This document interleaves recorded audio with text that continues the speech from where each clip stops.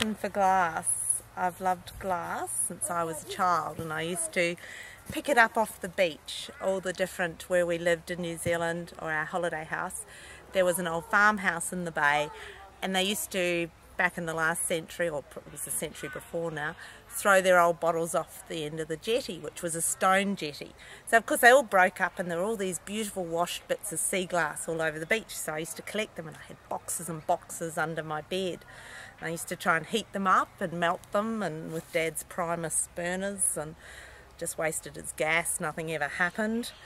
And then the opportunity came to do a glass fusing and slumping course here in Tambo. We had a tutor here, and I came and I did it. I just had to do it, even though I was at the time working wool classing west of Eromanga, 6 hours away.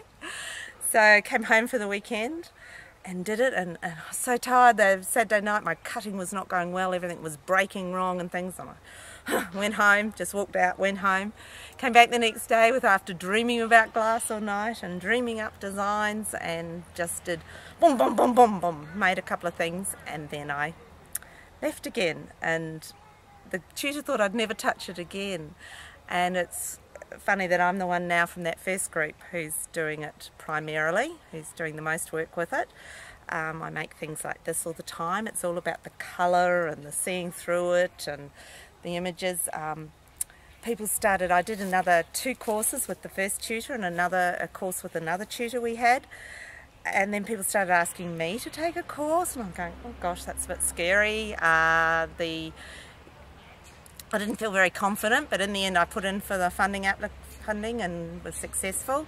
Then I identified an opportunity to go and actually spend a week with a tutor, and so I went to Budrum and did a week course with 4 others.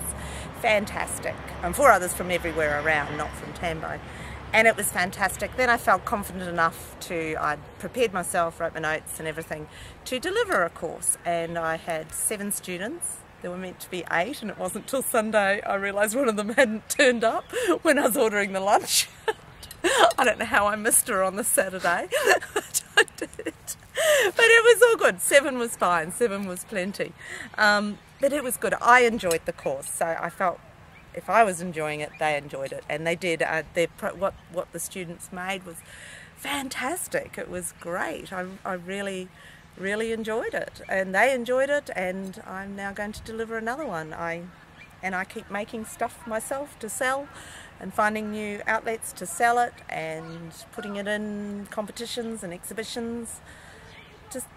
So that's my story of glass.